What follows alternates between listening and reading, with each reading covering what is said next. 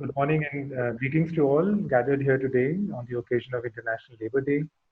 My name is Rajiv Khandelwal. I'm the co-founder and director of Ajivika Bureau. We at Ajivika Bureau today are observing the day with thousands of locked out laboring communities for who COVID-19 has brought not just a health risk, but also a very major livelihood disaster. Thousands of migrants, as I speak, are stranded in cities. They're on state borders. They are facing a future of great uncertainty. So, I think at this time it becomes really imperative to ask why could our cities not offer the solace and shelter to these large numbers who chose to exit the cities in very frantic kind of anxiety mode as soon as the lockdown was announced. What keeps our migrants at the very margins of the of our urban reality, and can this urban reality be changed? So these were some of the questions that we started to ask a few months ago, especially in the cities of our own direct operations, our own intervention, which is Ahmedabad and Surat. These are both economic powerhouses of Western India, and between these two, almost about 2.5 million migrant workers live and work here. The result of this inquiry has been a report which we are launching today. It's called Unlocking the Urban, Revisiting Migrant Lives in the Post-COVID-19 Cities. It's based on a piece of work research that my team did at Ajivika Bureau's Center for Migration and Labor Solutions over a 6-month period, just prior to the lockdown. And in a paradoxical way, the evidence of migrants' exclusion exploded all over the country, even before we could physically launch the report in March. So, and I feel that there cannot be a better occasion than today, the International Labour Day, to bring it back to public and policy attention. So we are launching the report today, and we are leading it with a panel discussion, which is led by our friend Gautam Bhan. Gautam is possibly the most articulate and informed voices arguing for equality and inclusion in rethinking the Indian city. He's based at the Indian Institute of Human Settlements, and he has done extensive research. And what I really like is that he's combined his research with solid activism in affordable housing, in forced eviction, displacement. I'm also deeply grateful to the panel he's brought together. All of them are inspiring names. They have spent lives thinking about making our cities more equal for everyone. So thank you, Gautam, for leading the panel and for the panelists. Ajivika Bureau, as many of you know, it's an organization steeped in practice. It uses its experience to inform policy in the way it can. In our own work, in Ajivika Bureau, we provide solutions and services to migrants in the Rajasthan, Gujarat, Maharashtra corridor. However, it is reports, such as these that uh, that that we use that amplify the our voices and the migrant voices through you, and we can say what we want to as slowly, very slowly, we get out of the COVID-19 situation. And so before I hand over to Gautam, let me also thank my team at Ajivika's Center for Migration and Labor Solutions. It put in months of hard work in shaping this report. Nivedita Jairam, Divya Verma, Raghav Mehrotra, Seni Thomas, Ritika Subramanian, Sangeet Sugatan, and they were supported by dozens others. I can't even name them right now. The study and the report was made possible with the support of Frederick Eckert Stiftung. I do not pronounce it right, for which I apologize, but to them, my deepest thanks and gratitude. So we will begin the panel with a short presentation of the video, and then over to you, Gautam, to speak to this wonderful bunch that we have brought together. Thank you so much.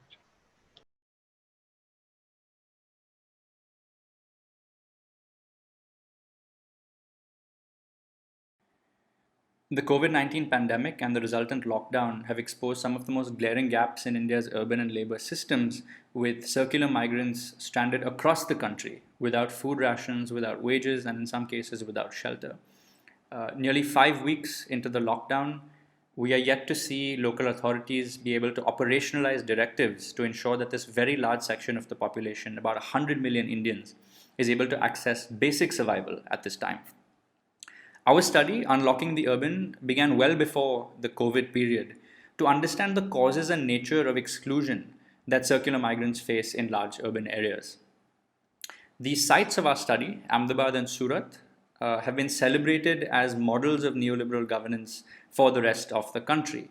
Neoliberal reforms have transformed economic systems to make these cities attractive to foreign capital and investment. Under these neoliberal systems, urban growth depends on cheap production for which they employ migrant workers to achieve this.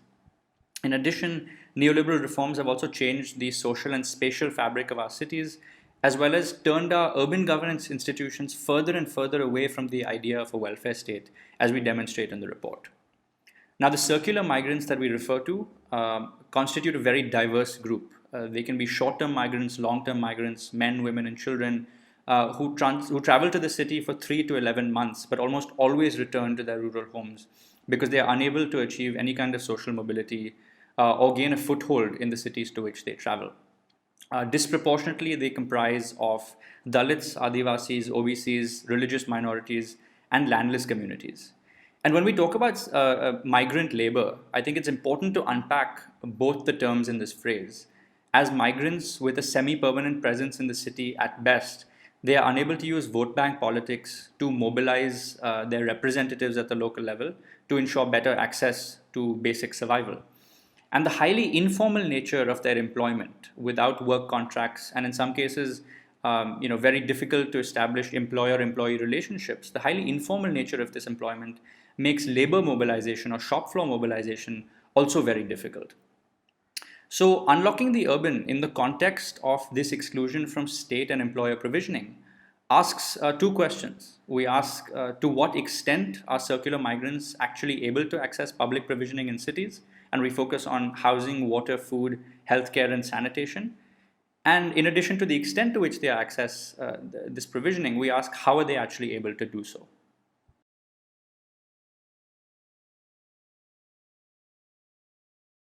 In Surat, we surveyed powerloom workers who mainly come from Dalit and OBC backgrounds and live in bachelor rooms or mess rooms in the industrial peripheries of the city. In Ahmedabad, we interviewed construction workers, factory workers, hotel and dhaba workers, and a small section of head loaders as well as domestic workers. Now, the housing typologies in Ahmedabad actually vary quite significantly. They include rented rooms, whether in the center of the city or the industrial peripheries, where landlords have informal ownership over both the land and the property itself. We had worksite housing, so construction workers living inside or around under construction buildings, workers living in large factories, sleeping and living amongst hazardous machines, or sleeping and living in the restaurants or dhabas or the head loading markets in which they work. And finally, we had open space settlements. These could be under flyovers, on the sides of roads or railway tracks, on public or private land, where settlements are largely composed or built of plastic, tarpaulin, cloth, and other such materials.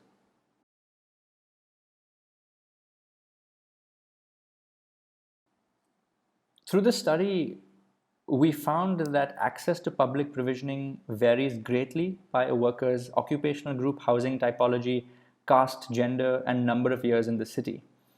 But across Ahmedabad and Surat, and even among the diverse groups within Ahmedabad, we did find that rather than being underpinned by urban legislation or labor legislation, access to basic survival and public provisioning was mediated by the social networks and informal relationships that migrant workers developed at a neighborhood or worksite level. These include relationships with petty contractors, marginal landlords, security guards outside residential societies, and ration store owners. But the consequence of access being rooted in informal relationships is that rather than being guaranteed access to provisioning and basic survival is arbitrary, which has consequences for the adequacy as well as the cost of provisioning. So, for instance, on a construction site where we conducted a survey, migrants reported that they depend on their contractor for access to firewood. But another group on the same site reported that their contractor, instead of providing firewood for free, deducts the appropriate amount from their wages. And this is on the same work site where two groups were surveyed with two respective contractors. In a head loading market, workers reported that if they have a pehchan or strong relationship with the owner of the establishment, they can use the sanitation facilities in his office, whereas workers who have newly arrived are not trustworthy and can't access those sanitation facilities, so must pay for the pay and use toilet in the complex. And women workers living in the open said that rather than having a guaranteed access to water, they had to negotiate every single day with the security guard outside the residential complex for access to the residential complex pipes and taps. This means that there were days when they simply could not access the water because their negotiation that day did not work out. This also means that on certain days they were able to collect more water than on other days. And in rented rooms, workers reported that while landlords often protected them against, for instance, police raids against alcohol, he could hike the rent arbitrarily without a corresponding improvement in the provisioning of housing or electricity. But in addition to monetary costs, such kind of access comes with heavy physical and mental costs, which are almost always gendered, which results in women workers, particularly in Ahmedabad, having up to 18-hour workdays, because in addition to the work on their sites, they must perform work to collect water, access safe and dignified sanitation in the mornings, as well as firewood or cooking fuel in the evenings.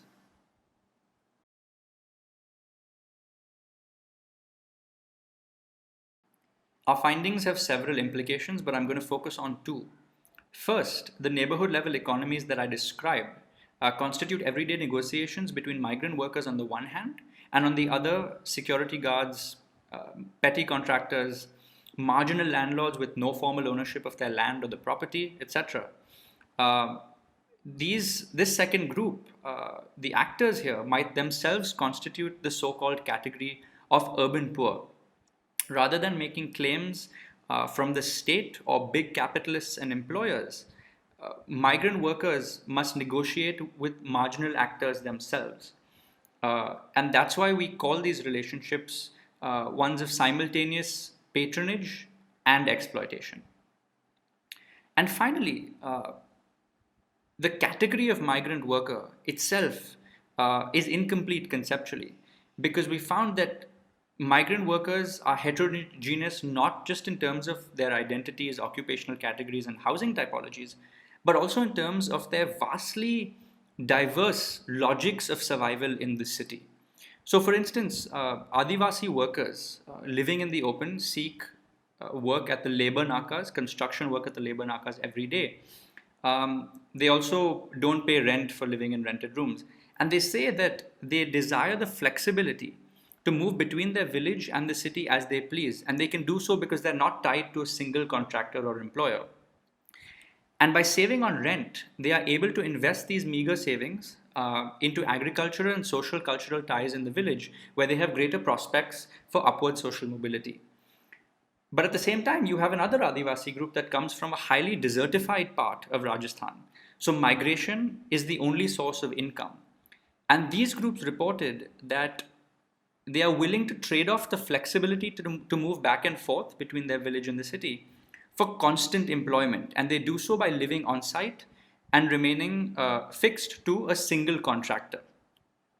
So even, like I said, the conceptual category of the circular migrant or the migrant worker is incomplete because it does not accommodate the vast heterogeneity and diversity that exists even within this group. And policy and praxis, rather than homogenizing this group, needs to embrace this heterogeneity in order for cities and our systems to become truly migrant inclusive.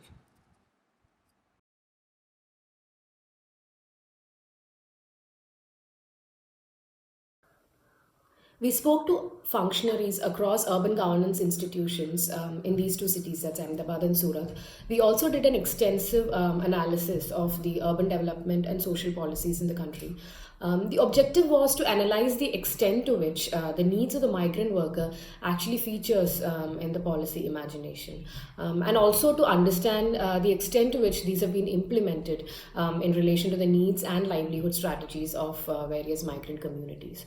Some of the most glaring kind of structural failures that came to light was that migrant communities are unenumerated at any level of administration.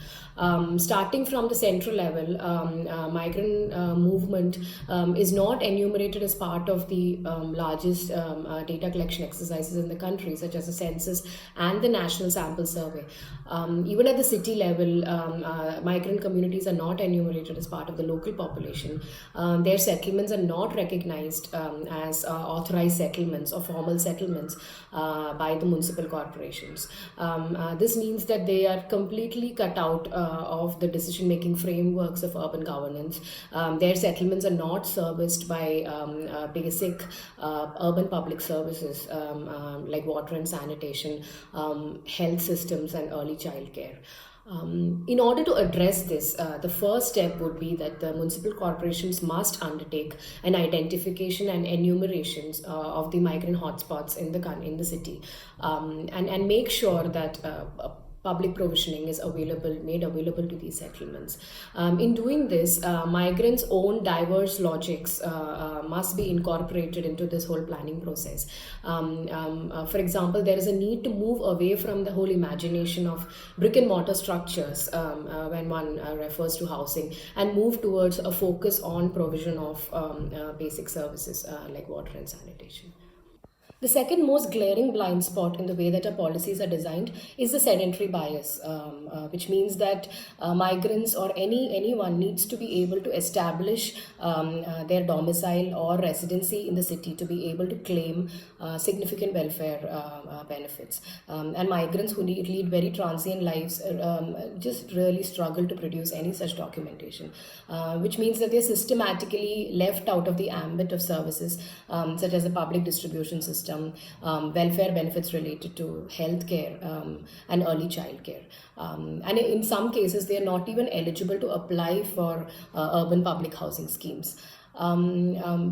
The incentives of the ASHA workers and ANMs who provide immunization also seem to be greatly misaligned with the mobile nature of the lives of these communities, because they are encouraged to provide continuous immunization to the same pregnant woman or a child, which means that migrant children just get left out of the ambit of such services, with severe detrimental effects on their nutritional and health outcomes. In order to address this, we need to radically reimagine the way that our policies are designed, such that universal access to social rights that is completely delinked from domicility in the city or employment status or tenure security of their settlements needs to become the norm, regardless of whether a migrant actually chooses to remain in the city for a long time or goes back to his village or even chooses to move to another city. Other structural issues that came to light were the concentration of budgetary and decision-making powers at the state level, which means that the city governments really do not have any flexibility to respond to the needs of specific migrant communities in their geographies. Secondly, the static nature of the urban planning process means that the dynamic migration flows are never really taken into account into these frameworks of decision-making. Thirdly, the whole imagination of the legitimate constituency of an urban resident is limited to the tax-paying citizens, which means that migrant workers are again on the fringes of this kind of a policy imagination.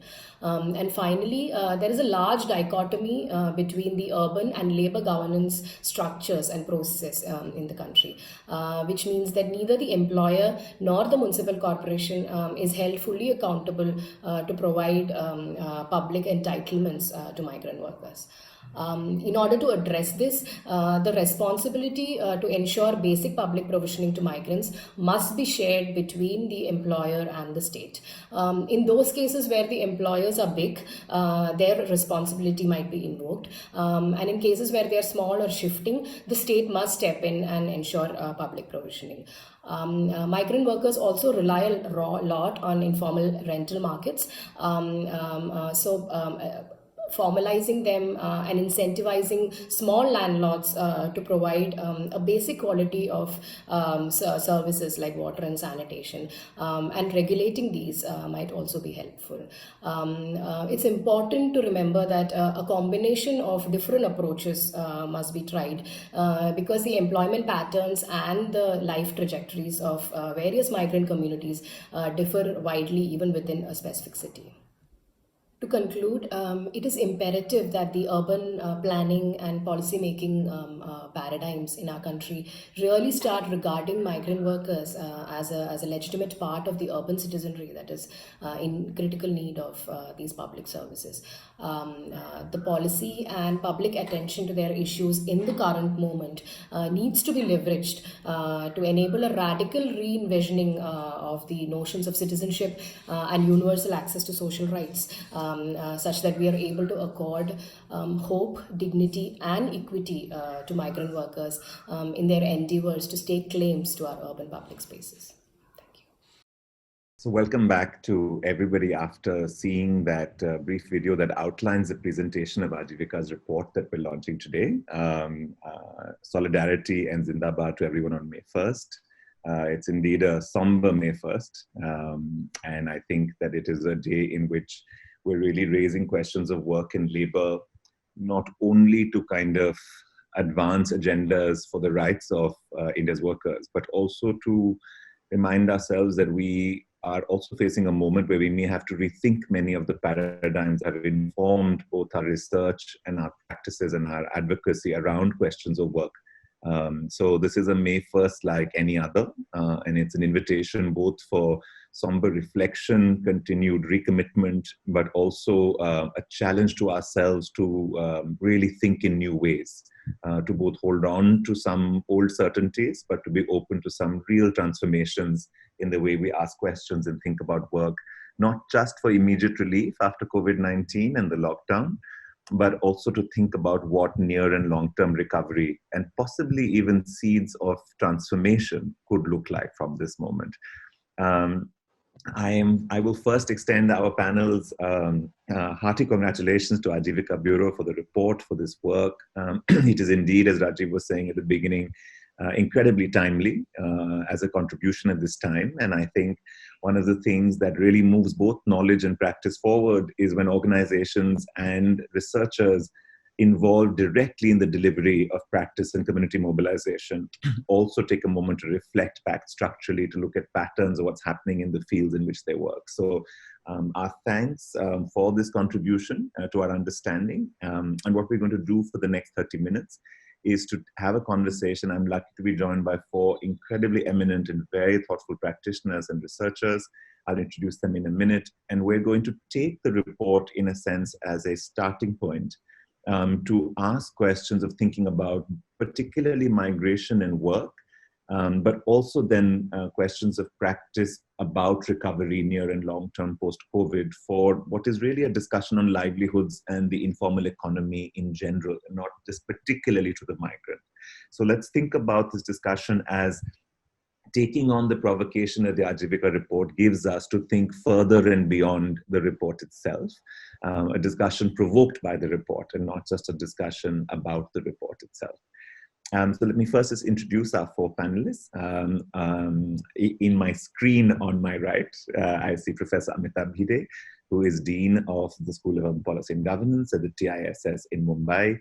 Amita has had decades of work deeply rooted in informal settlements, work on housing, drawing from her initial training on social work on participatory governance, and also work on thinking about transforming the teaching of urban practice with new programs at TISS, specifically thinking about urban policy and urban governance in new ways. Our most recent co-edited volume is an excellent read on urban Indian policy, and I would recommend it very highly. On my right, I see Anant Maringanti. Anant is one of the directors of the Hyderabad Urban LAM. HUL is one of the most unique urban spaces in the country, which is an example of a research institution that is deeply rooted and speaks from the particular context of Hyderabad, but talks about the urban condition more generally. And I know that Anant has been very closely involved in both documenting and intervening into the COVID impacts around work and livelihood in Hyderabad, just as Amita has been in Mumbai. And it will be very good to hear them speak about the conditions from their own cities. I see Renu Desai, who is an independent researcher based in Ahmedabad for almost a decade. Renu was with the Center for Urban Equity at CEPT University. And it's wonderful to have her, particularly because her own research is actually focused very closely on topics of the report, which is to think about migrant construction workers with a deep knowledge of the region in Ahmedabad and Gujarat. So Renu is going to be our closest interlocutor with the report's own field itself. And I know she's been working with Ajivika for a long time on some of these questions. And last but not least, Ravikant with us is a long seasoned professional in the field of urban management and finance. He's right now an advisor to the Urban Management Center at Ahmedabad, but before that was with the Vadodara Municipal Corporation for many years, and with CRISIL Risk and Infrastructure Solutions Mumbai as an advisor for many years as well. And so his expertise, in fact, his current advisory roles at the urban management sector focus on NULM initiatives. And so it is a particularly critical practice voice, also thinking in terms of state and state responses and policy responses that come from this place. So welcome to you all. Thank you for joining me on this checkerboard of Zoom panels that have replaced the tables on which we once used to sit. Let us all utter a collective dua that the internet and the gods of technology will stay with us, and I hope that they do. But let me start actually by going to Amita and asking Amita, you know, we've just seen the video, we've heard the themes that are coming out in this report, and they're really picking up 4 or 5 core interconnected sectors that are shaping migrant workers. They're talking about food security, they're talking about livelihood and income loss, they're talking about housing, they're talking about access to public services, and they're talking about real fissures and questions of social belonging. You know, not just the core sectors of human development, but also a sense of place and of personhood and of dignity. And I think that one of the really wonderful things about this report is that it insists in not separating, looking at a sector impact on migration, but looking at the fact that migrant lives are navigating all these sectors together. When you look at these findings that are from Ahmedabad and Surat in the report, and you're sitting in Mumbai, what echoes, what feels familiar, what feels different? You know, what would you say about some of these things? What are they telling us about the city that you know best? So Mumbai has always been known as the migrant city, something which continues to date, something that started with history. And I think looking at the city historically and then looking at the report, I think the question has been, who is the migrant? Uh, which migrants' contributions are actually recognized by the city? Which migrants are wanted by the city and welcomed with open arms? And which are the migrants in the city whom the city chooses to invisibilize? Or perhaps even more importantly, which are the migrants that the city would like to, in some ways, not acknowledge and have a constantly tenuous, conflictual relationship with? And I think it is these questions which really take this report highlights for me. And so I'm just going to give one instance from Mumbai's history, and which is at the time of the mills. And when the mills were established and there was a need to import labor, it was the mill workers and mill owners, who created chawls for the mill workers right in the vicinity of the mills. Right? Chandavarkar very beautifully describes both the positives of wanting to control the spatiality of this labor within the mill's vicinity, and at the same time, the kind of housing conditions which were imposed on these workers, the kind of poor basic services which were imposed on these workers.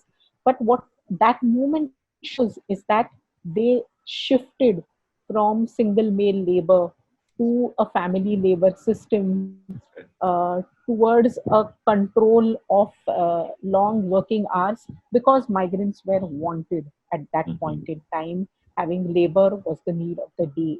On the other hand, the kind of value chains that we are talking about today in the city of Mumbai are incredibly complex. And I think demographic categories of who is a migrant do not adequately describe uh, this figure of the circular migrant who has been described in this report, and the conditions within which the circular migrant lives. Okay? Neither is the connection of the circular migrant to the overall value chains clear, nor is the relationship of the circular migrant to the informal settlements clear, because they are there in these spaces, but at the same time their contribution, economic contribution, is not recognized, their contribution to place is not recognized, and in some ways even the emotional attachment and the financial attachment of this migrant, who prefers to not invest so much in place and in own well-being, but prefers to also invest in remittances which can be sent back home. I think it is within these three figures and that the entire complexity of the migrant is, I think, and the kind of vulnerable groups of migrants that the report describes is really there. I think all the five issues that have been described are very, very critical. Perhaps I would add that the chains of exploitation within all of these are also multiple. And then there are also issues of overlapping identities. Like, when does the landlord also become the employer? When does that also become the basic service provider? And so on. No, I think that's a really good way for us to open out, because what you're reminding us is that the migrant cannot just be looked at from the lens of a demographic category like the census holds. So the distinction that if you think of the migrant as an economic category that fits into certain kinds of value chains and production processes, then the reason they're wanted, the reason they're not, the reason they can stay and move also sharply come into focus. And I think in one way, one of the questions that the report is also provoking us to ask, and we'll keep coming back to this, is when is migrant a useful and necessary category? And when do the lines begin to blur between migrant, resident, worker? Of course, one is all of these things at all times, right? And I think that we have to constantly also think a little bit about, and I think opening with the idea of looking at the migrants through the value chain, as opposed to residence, movement, mobility, demography, takes us there. Anand, does this seem familiar? Is there sort of an echo from Hyderabad? Complex value chains, not quite knowing, but also whether the circulation of the circular migrant has a particular pattern where you are? Yeah, I think the peculiar kind of geography of Hyderabad city and the region beyond it has thrown up a range of questions that have always been latent for all these years. You know, for the first thing that we became aware of is the difference between the intrastate and the interstate migrants. Because the intrastate migrants are the ones who have ration cards within the state, and therefore they are eligible for certain kinds of benefits which can be transferred and so on. And the interstate migrants therefore are not eligible for those, but we will still extend it to them because they're our guests, right? So the discourse changes even if you find the same, that the workers are in the same location. That was one big issue that became very important for us. The second thing that became very important is the specific type of wage relationship in which these workers are embedded. You know, it could be wage plus housing plus food, or it could be just wage and without housing and food. You know, it could be any combination of these three, and depending on what is that particular combination in which you are located, which would make a huge difference. So, for example, all the male migrant workers from out of state who are working in restaurants, they started starving on the second day because they would eat in the restaurant, live in a room, and they wouldn't cook at home. The restaurant is shut down, so there's no food. and right. they are Muslims from outside of the state, so they're scared to go out onto the streets because they don't know what the cops will do. They don't know how to go and access resources from the government because they're afraid that they will be in trouble. So what you begin to see then is the your location in the value chain is something which is dependent on your identity, the source from where you're coming, how far you have traveled, what kind of contracts were you able to negotiate along the way. Mm. All of these things matter. And then um, two things that became very clear to us is that this throws up questions about not just the migrant worker as an individual, but about how the household is actually strategizing to locate itself across a range of value networks, right? Okay, So got it. that's what we need to go after. Makes a lot of sense. And again, it takes us, and I think this combination that you talked about, wage plus housing plus food, it asks a second question, which is when we talk about the delivery of services and we make claims to the state for the protection of migrant workers, the question comes back to who actually is providing the services that we understand as public basic services right now. And what is going to be the role of these institutional arrangements? Because no matter what the state, again, one thing that COVID has sharply shown us, that even when the state agrees to give an entitlement to workers, it is not clear that it has the institutional ability to reach and deliver those entitlements to those workers. And in migration, that's partly telling us and saying, we may have to begin the other way around. Let's ask how wage plus food plus housing was negotiated through institutional structures. How was it currently delivered? Without building on that existing infrastructure that fits migrant lives. It has lots of weaknesses and vulnerabilities, but it also has lots of rootedness in particular history that has come from certain places because it fits those arrangements. So in some ways, you're also reminding us to say that there are long-standing institutional arrangements that provide these 5 core needs that we've been talking about. And it's not clear that they can be divorced from the claims now being made to the state, this entity called the state, to deliver. And I think that goes back to questions of institutional delivery that the report flags very strongly. Renu, you know this site very intimately. You know, when you read this report, are there parts about it that seem particularly different to you because of the time of the study? You know, there's migrant worker issues in, let's call it peacetime. And now there's migrant workers issue in lockdown time. And in some ways, are you surprised by some of the findings of the report? Are these a deepening of older patterns? Are they new discontinuities given Ahmedabad, given Surat? I think one of the things that is very clear is that the study was done before, of course, COVID happened, and that is also the landscape of the practices and experiences of migrants that we know very closely.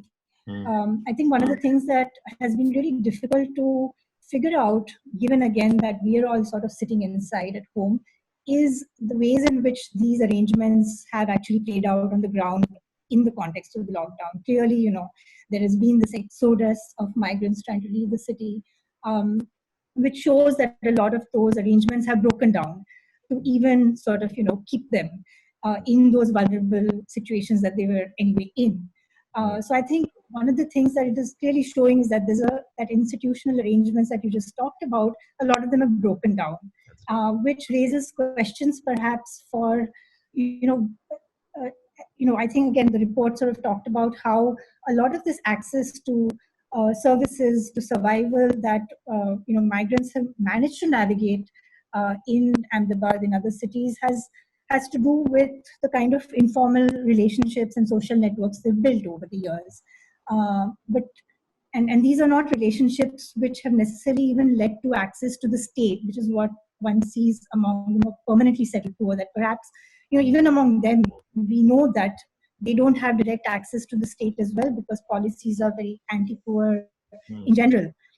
But through these informal relationships, they're often able to navigate, negotiate access to state resources, public resources. And that was not really the case with most of the migrants. They were able to fulfill some of their needs, but not necessarily access public resources. And those those relationships, I think, have broken down, which even allowed them to fulfill some of those needs. So I think it raises questions about the fact that anyway the state was absent in their lives, That's right. and now these arrangements have broken down. And so, what is the role, obviously, of the state and the state levels, from the center to very local? And I think one of the things that I would want to also point out here is that I think what Amita said is that, and I agree. I mean, this category of the circular migrant is not always helpful.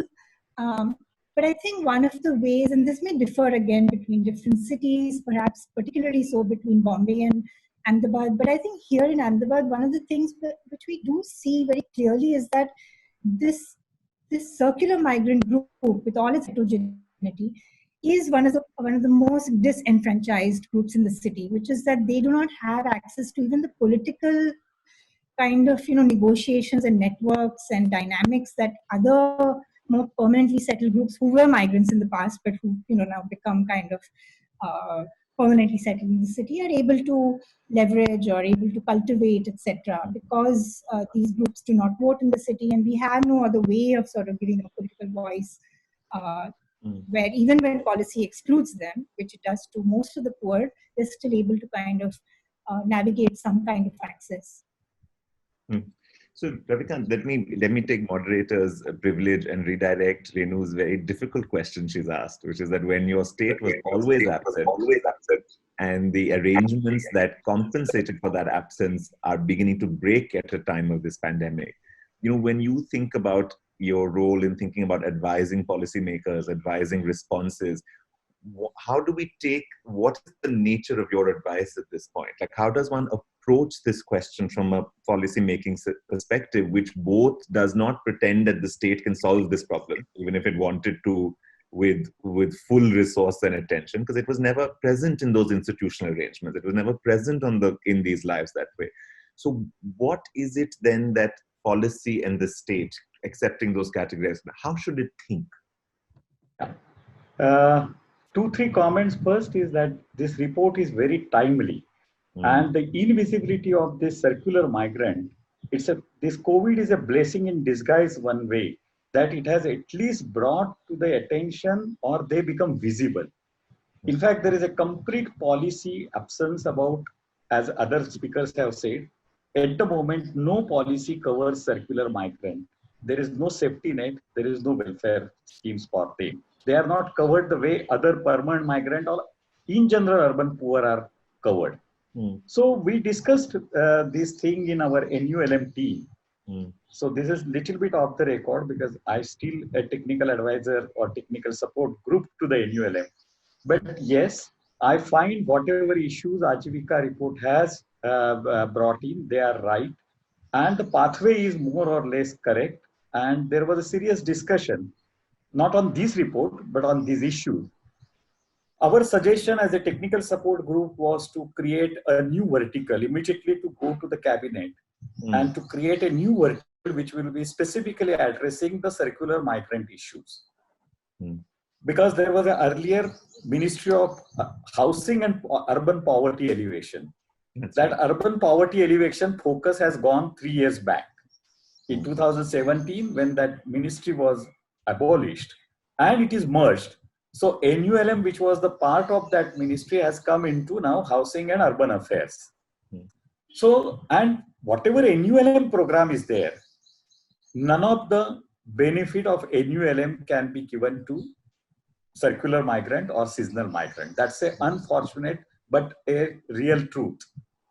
So our immediate response was to take a proposal to the cabinet, creating a new vertical under the NULM, which will specifically address this migrant issue.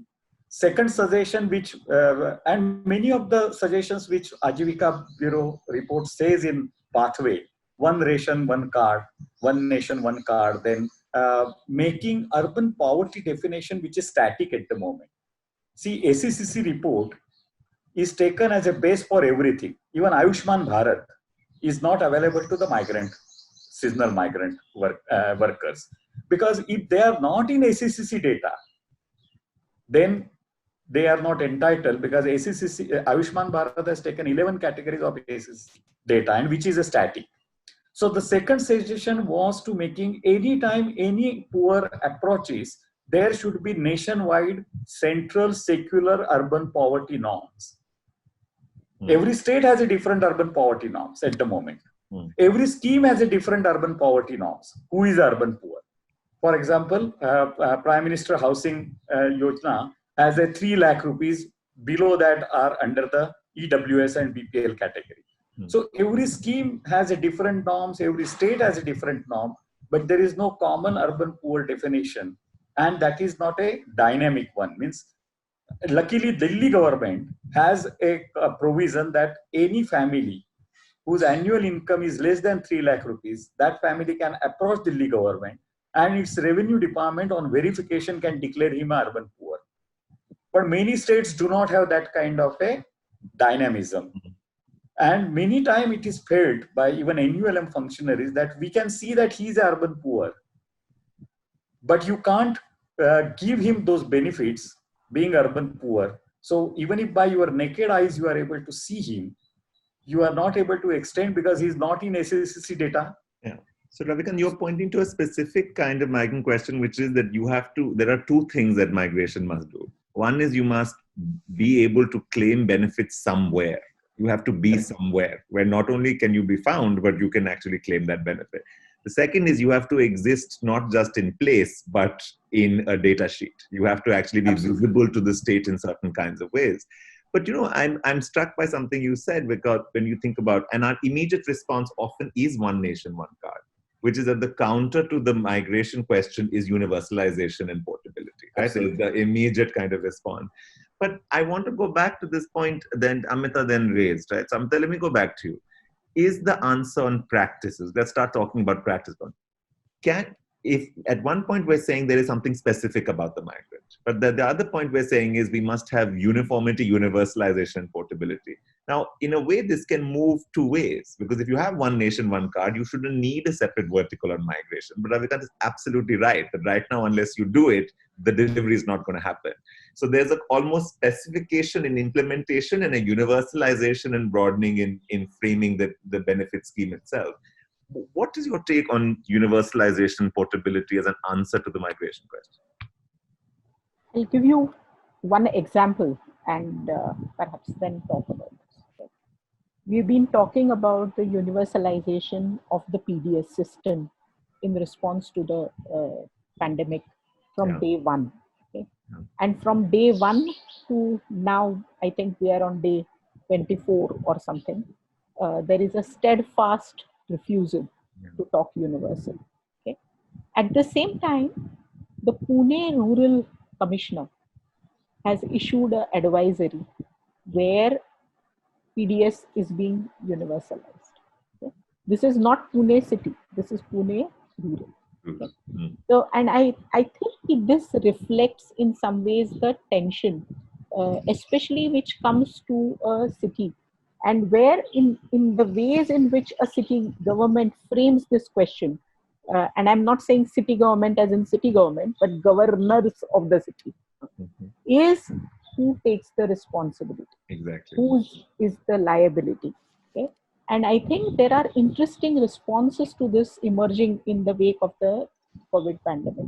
You have states like Bihar, Jharkhand, who have announced and also started giving a cash transfer, a benefit transfer to all migrants who are coming from Bihar and Jharkhand.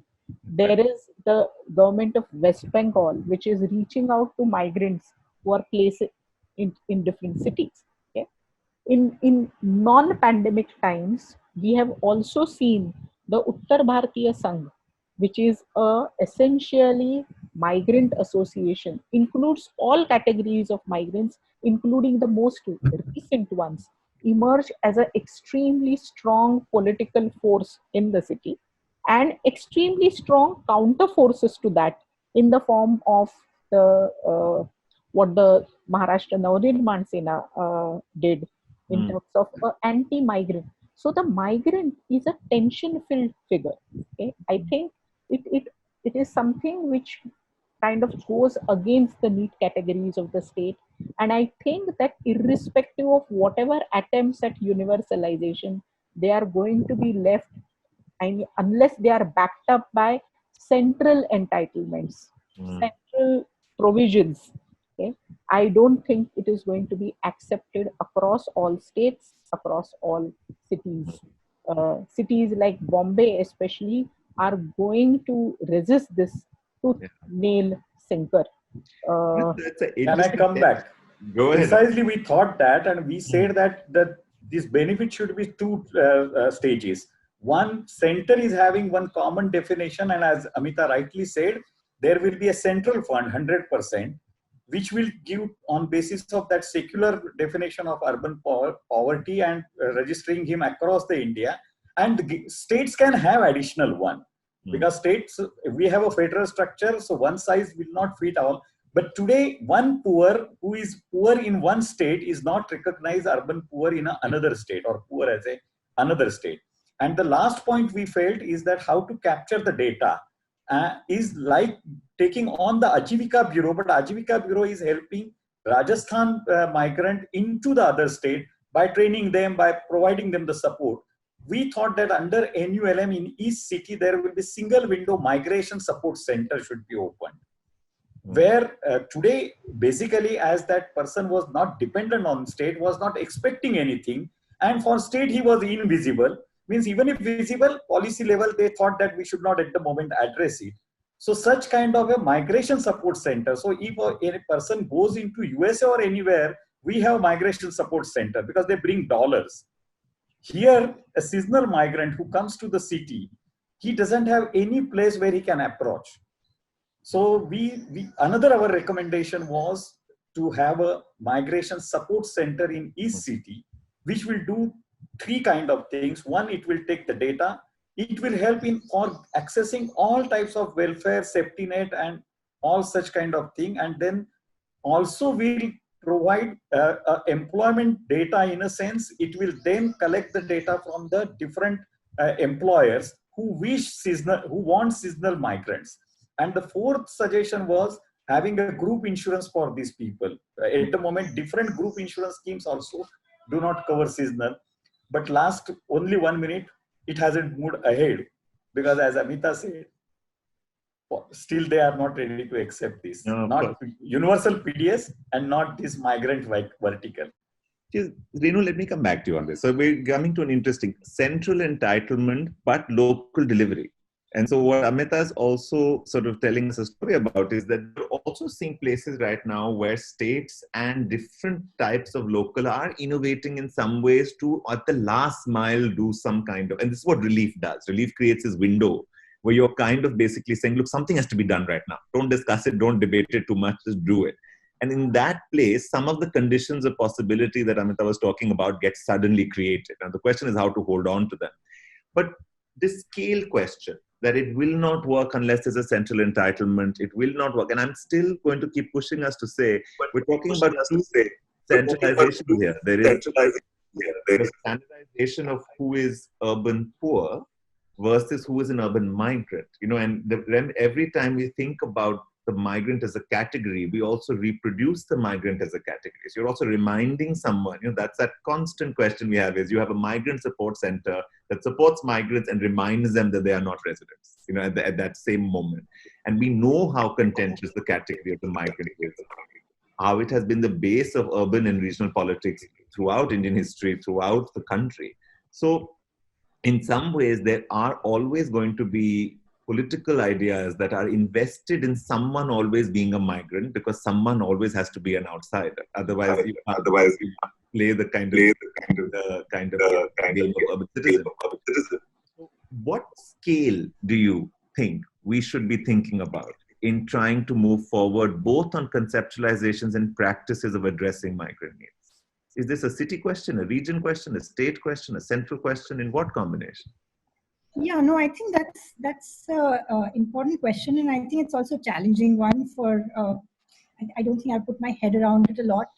I think clearly, I mean, I do think that it's going to have to be a question that is addressed at various levels of state.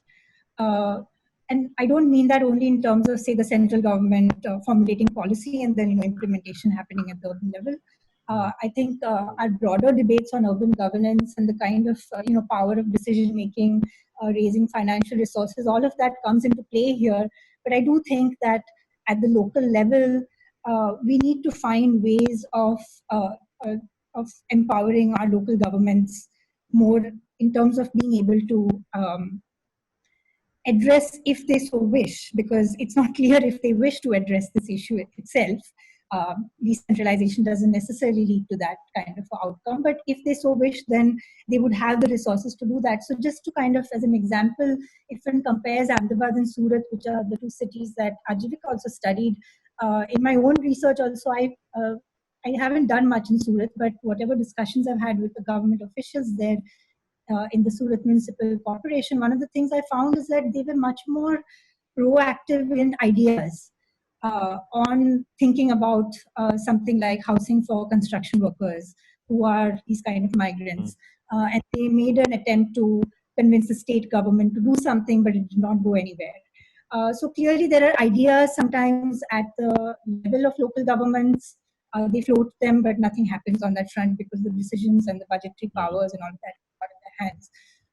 So I think one will have to think at a broader level, not just on the migrant question, but broadly about how our urban governance,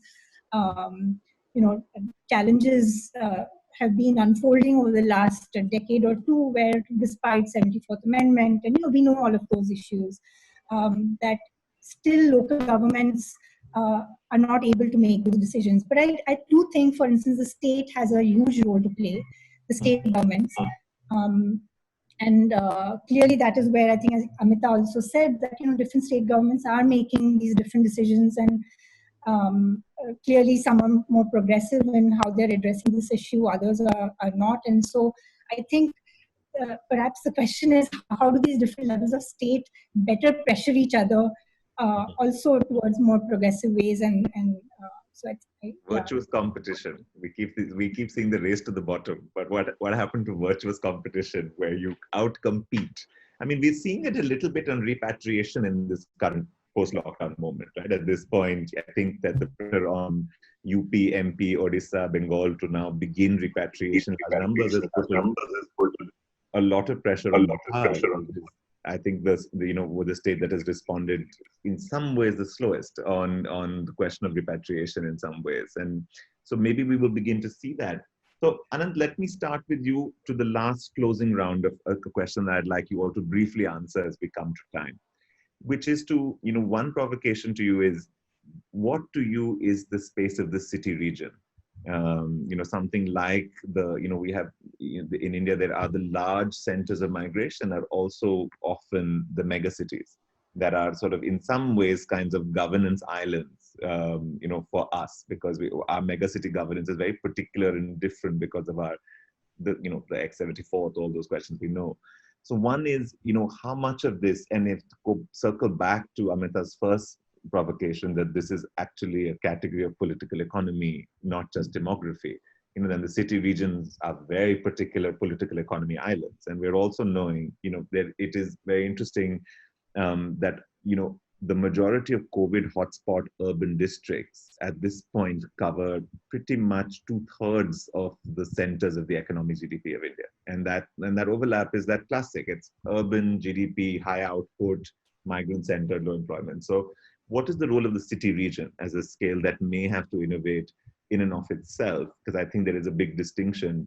And then as you think about that city region as a scale and as a political economic unit, maybe also close off your comments in giving, and I'd ask all of you to think about this, in giving your final comments on what practices you want to see happening now.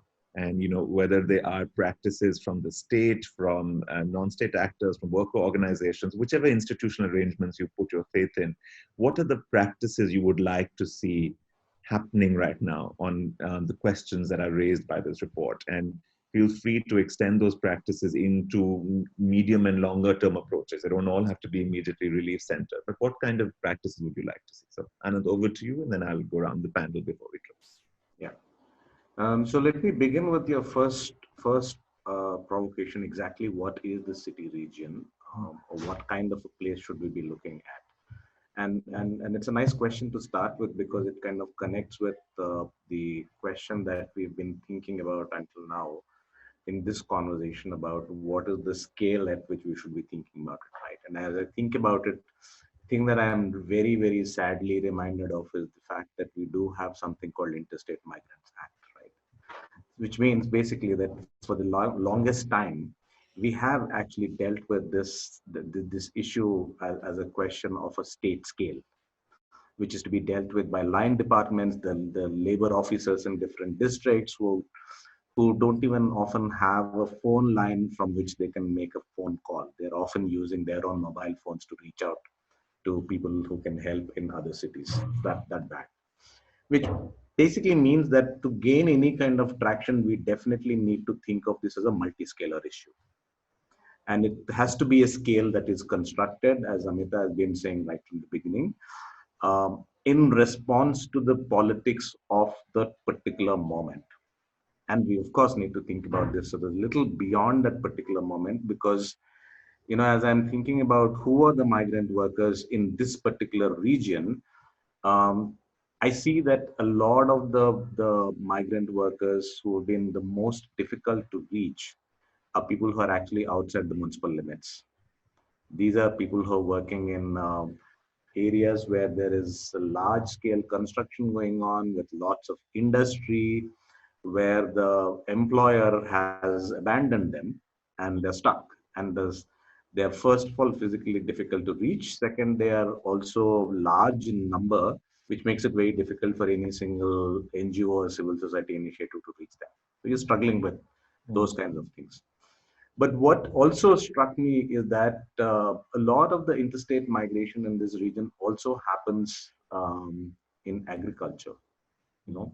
It happens at a particular time of the year when the harvesting is required. So yesterday, as I was looking at pictures of migrant workers walking past Adilabad, and I was talking about all of the kinds of activities that happen in that region with one of the local organizers. So I was being told that agriculture here is no longer a male occupation. Men have just moved out of agricultural operations. Women do the sowing, women do the transplantation, but when it comes to harvesting, particularly in cotton, you need migrant workers from nearby districts. You go to East Godavari, West Godavari region, paddy, you do the sowing, you do the transplanting, but when it comes to harvesting, you need workers from Bihar. These are large numbers and these are not urban. And I think that we need to keep that also in mind. Now, bringing all of this back to the question of what kinds of things do we need to think about, I think the issue is this a migrant that we are talking about? Is it a migrant worker that we need to think about? Or is it a temporary resident in a place that we need to think about, right? And what allows you to make what kinds of claims at any point of time. And as I was discussing this with one of my friends in Kerala, where they seem to have done a much better job than in many other places. The reason why it seems to have happened is because these workers are treated as guest workers. And the category of guests somehow seems to make a difference to how they are treated, because you recognize that they are important and valuable in the visible spectrum of the value generation. And so the question then for us is to think about how do we, as a question of groping towards some kind of answers, right? And this is the biggest challenge in thinking through political economies here, which is that we can't do this as a schematic. We can come up with abstract categories, but they just don't work, right? So the only way we can do this, we have been able to achieve a lot simply because of the crisis, in which we had to go out and actually put aside our own qualms about, is it okay to make these workers visible now because we have to reach them food. So given all of that, a migrant workers support center, whatever it may be called, in whatever form it might happen, might actually facilitate a whole lot of things, right? You're going to be there talking to these workers, you're going to be hearing those stories, putting them together. and that makes part of that spectrum actually visible. And I think that is the thing that we really need to do. So if I were to ask for one set of practices that are very important now, at this point and going forward, it is that um, go a little bit slow on the categories. Let's not freeze those categories. Let's not think that this category might give us a long-term answer. Let's not think so much about this particular institution might give us a long-term answer. But let's hear out the stories. And let us find the language in which we can actually make these stories that we are hearing in different locations intelligible to other locations, right? And I think that that basically means that we need to think about some of the categories, some of the entities that we are going to look at, which is the reason why, you know, one of the most beautiful things about the work that all of us have done in the recent past is that there is always the household lurking behind, whether it is the household in the city where 8 men sleep in one room, and 4 of them sleep in the room while the other 4 go to work, and suddenly 8 of them are finding that they all have to sleep or wake up in the room at the same time. That's the household here. But at the same time, you have the household back home, which is depending on the money that comes from here, and we don't know how to reach them. So think about that household as something that is spatially extensive, stretched out, being tested. That's what one thing. Absolutely. The second thing I think that will be very useful is to be very attentive to the spatial location itself. That's right. Because that will tell us what is the exact location within the state structure where these people are held. You know the location, you know whether it is rural, urban, whether it is slum, whether it is something else. If we can figure out shared practices of generating and curating data across many different cities and many different networks, I think we'll make a really, really dramatic progress within the next 2 months. Thank you. Thanks a lot. Renu, one or two key practices in brief to close. Okay, before I come to key practices, I think this also connects to what Anant was saying, and it is something that I wanted to bring on board here, which is, again, this usefulness of the category of the migrant, right? I don't want to get into whether we should use it or not. I mean, it's there. I don't think we are going to be able to throw out the category easily, or, you know, the question of the circular migrant is going to remain, and that's the language which will stay at least for quite a while. But I think one of the things that I wanted to bring out here, which connects to something that Anant was also saying, is that, you know, how do we sort of analytically think about this category? Because, you know, like most of our cities are actually made of migrants. They may have come generations ago, they may be more recent, etc. But I think this particular group, when one is talking about circular migrants, if that is the category one is sticking to just now as language, I think one of the interesting ways I think I've found in thinking about this is to think about it through this lens of multi-local lives, multi-local households, multi-local livelihoods, because it also, I think, brings forth this question of the kind of relationships that these folks have to multiple places, economically, socially, emotionally, etc. And I think we are stuck. I know it's challenging for policy to kind of take on that kind of lens, but I think we're stuck in trying to sort of pin down the urban resident as someone who is just invested in that one place, right? So how does one actually begin to think about, I don't want to use the term mobility, I prefer multi-locality, because one is then beginning to think about relationship to places and not just movement. And so I think that's something to think about. And when you bring that lens, then what kind of practices and policy frameworks need to emerge? I don't know the answer to that. It's something that is, you know, in progress. But I think analytically, to think through that language of multi-local and even trans-local, because even when the migrant is in the city, you know, a lot of the decisions he or she is making has to do with places elsewhere and, you know, household members elsewhere and things like that. And so how does one bring that onto board when one is trying to think about practices in the city? And I guess in terms of actual practices at the moment, not so much to do with multi-locality perhaps, but I think very clearly with the kind of themes that the report has focused on, which is housing, water, sanitation, food, health services.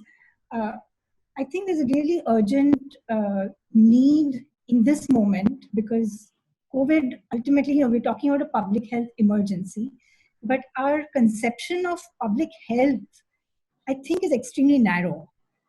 So how does, I think that practices that could emerge from thinking about a broader conception of public health that links it to the city and to our urban landscapes and the different, differentiated sort of geographies within that, a lot of which are inhabited by different migrants in different kind of places. As Anant was saying, some of them are living on work sites, some of them are living in shared rental rooms, others are building their own structures and the flyovers. There's all that going on. And so what kind of a conception of public health do we actually need? And I think that could also be a step towards the future, a more long-term sense. Because, one of the things, the focus has been so much on food, and of course it's this central thing, but questions of access to water and sanitation are huge in a lot of these areas. And we find that while, the Ahmedabad Municipal Corporation is running around giving food deliveries here and there, it hasn't paid as much attention on questions of, say, water and sanitation. So I think a broader conception of public health and the practices that would come out of that to addressing these geographies in which the migrants are living, I think would be one way of going forward, both short-term and long-term. Absolutely. Ravikant, brief comment on practices. You've suggested a lot already, but if you'd like to add one more as we close. Yes. See, I would like to add two things, that we will have to step up the demand, all NGOs and all that. What I fear is that post-COVID, the economic downturn, even if you bring the legislation, there will be a narrow space with the even private sector to provide them the more support. Whatever pathway is said would have been implemented in normal times. And then if state means all the three levels, centers, state and local bodies do not step up, and we do not create such kind of a mission or vertical, I think we will have less money for this. And at the moment people are providing food, states will arrange them to take them back, will transfer some money, the Bihar and all this there. But post-COVID, the attention would be more on other things, and I think this cause may get lost. Sure. So it's a timely report. The issue has come to the fore, has got the visibility, but I fear it may get dissipated because economic challenges and other challenges will be very high. And again, policymakers would try to forget about these people because they do not have democratic pressure, these people. Last point I want to say, earlier you said, is that there is nothing wrong recognizing these people as a migrant. These people are not permanent migrant. He has made a conscious choice. He don't want to sever his roots in the rural. Given the chance, he would like to go more often and would like to be a seasonal migrant or circular migrant. So it's not something like that he want to completely get into this city. There is some issue of a choice also. There may be a desperation also, but there is a choice also. So as Anand said, there are different stories. Even I have the various stories. I have seen the tribal people who are living in a construction site. I have gone in Gujarat, their tribal village, and they have 5-6 room big house of 1,000 square feet. That person, when he goes back, he has a better, much better life, but still he doesn't have, because agriculture is not supporting him. Or it's a diversification strategy. Or the person who sells me the peanuts and the chane every day, he comes from the UP. But even if he earns sizably, every year for 6 months he goes back with the time of harvest, at the time of sowing season, and certain things. Takes us back to Renu's point about the multi-local as the lens. That if in the new economy, this diversification is required to maximize one's fortunes and livelihoods and secure one's household arrangements, then the multi-local is a rational investment strategy. So I approve Ajivika's initiative of giving them the identity card, giving them the training, giving them the support. in Ahmedabad and Surat when they land from Rajasthan. So that need to be extended for all any migrant from any state coming in any city. Agreed. So we have to And think he gets that. we have to think a little bit about not having an anti-migrant position about mobility, but recognizing a kind of multi-locality as an essential feature of this time, and then saying what arrangements, what infrastructures should you be able to access in the time that you are in a place versus in the time you are in another place. Because I think in some ways we have to begin with that kind of multi-locality as the also we'll have to work on anti-migration in a sense, showing their economic role in the cities. Cities will realize, I said, no, they were invisible. Even these anti-migrant people, their economic contribution. I mean, Ravikant, I will say I agree with you and disagree with you, because the migrants are both invisible and hyper visible. Because remember that the politically hyper visible. Absolutely. So I don't think it's quite invisibility. I think it's a very like Amitabh was saying, this is a very contentious figure, and there are all kinds of investments in using the term, whether the term is used to welcome you or to castigate you. Both of those are equally possible. But closing words, Amita, to you as we begin to wrap up. I'll hand back to Rajiv. I'm going to pick up on what Anand said and Renu said, and I really like the concept of multi-locality which Renu brings in. No, in whatever studies that I have done with linked to migration, one of the things is I feel a lot of concepts which have been extremely well developed in the entire matter of immigration, transnational migration. Many of those concepts actually, not irrespective of thinking about the nation as a boundary, but I think a lot of those concepts have considerable valence, but they have not been developed to that degree when it comes to thinking about internal migration. No, in fact, and in not thinking through these, we have allowed each of our states to become extremely big boundaries, where today we have created refugees within their own lands. And I think, therefore, one needs to get out of it. One needs to think about the migration both, because I think the notion of translocality or multilocality gives us the valence in some ways to accept the tension and the category of the migrant, but at the same time not keep a closed category of guest workers, right? See, and I think the beauty in some ways of the political economy of a city like Mumbai has been that it gives the migrant also a choice whether one wants to locate and become a permanent resident of the city. That should never be lost from the overall debate on migration. So one needs to give that opening, but at the same time not threaten the state so much that you begin to not accept the migrants at all. So I think borrowing from this entire language which has been developed in international discourse would be very useful. And from that point of view, again, the registration of workers, the acceptance, and they're giving them identity. I think all of these are good practices from that point of view, and we should enjoy. Thank you all very much. I think it's a very, very rich set of reflections, very deeply complex issue. But I think, let me just say two things very briefly to close before I hand back to Rajiv for a final sign-off. One is to think about the distinctions we're drawing between understanding pre-existing vulnerabilities and the question of migration that existed before COVID and the lockdown, and to really see the continuities of those pre-existing vulnerabilities as structural issues, not issues that are created just by COVID or the lockdown or this, because it would be very easy to now diagnose the problems in access that migrant workers face and say, well, we're in a difficult situation. I think it's important to mark that the report is a map of pre-existing vulnerabilities that are both deepening and transforming. The second, I think that to understand how these pre-existing vulnerabilities have always been shaped with the tension with the state, and that the institutional arrangements that have delivered human development outcomes have not been simple state structures. So it's not a question of expanding or delivering, but actually transforming and understanding what replaces those old institutional arrangements. And I don't think it's ever going to be a simple question of the state simply taking over. I think that's a falsity that we want to put aside. But the state has a very strong role. And as we discussed, whether that role is about establishing entitlement frameworks or data frameworks that allow states and the local and city regions to be more dynamic in their responses. And I think that question of multi-scalar is very important.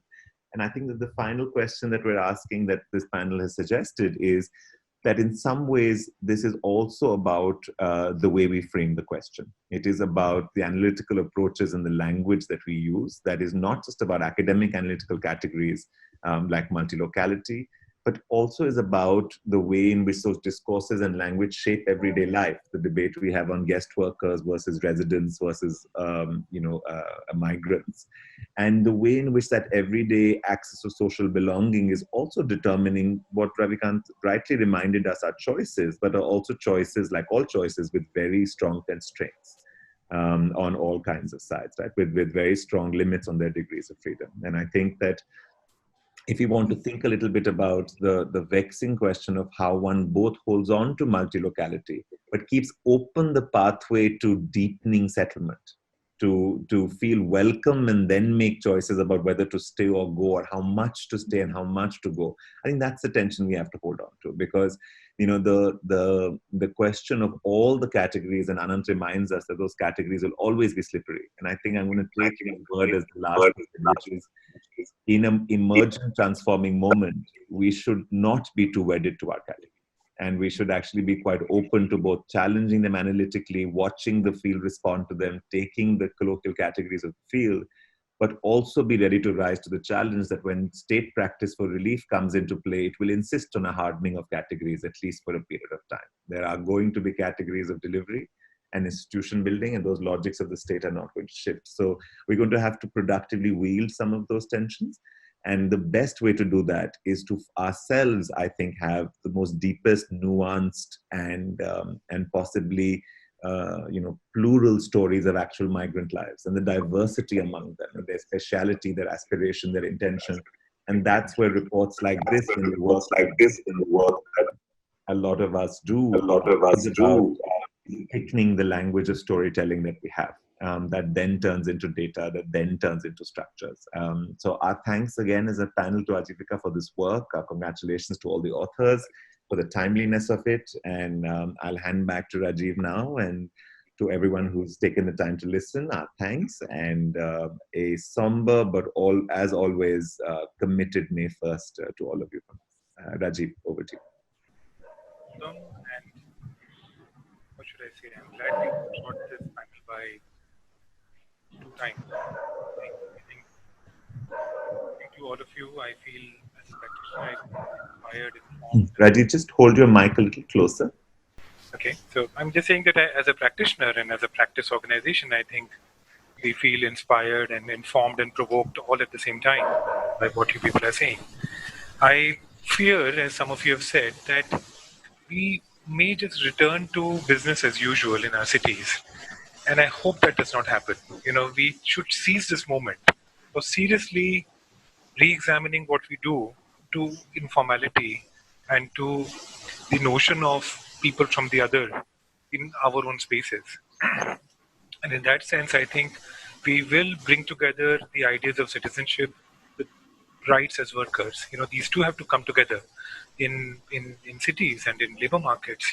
These are essential kind of, I think, in almost rights like pieces. In that sense, the analytical kind of logic, your framework, and the ideas that you have for practice are worth pursuing. And I am deeply grateful. Our report finally just gathers data from 2 cities. But as I said, its messages are national. Its messages are what can be taken everywhere in every city of this country. And I hope we're able to do that in a small way through your voices and through the platform that Gautam, you have helped us. Thank you very much, and thank you for being with us today. Thank you.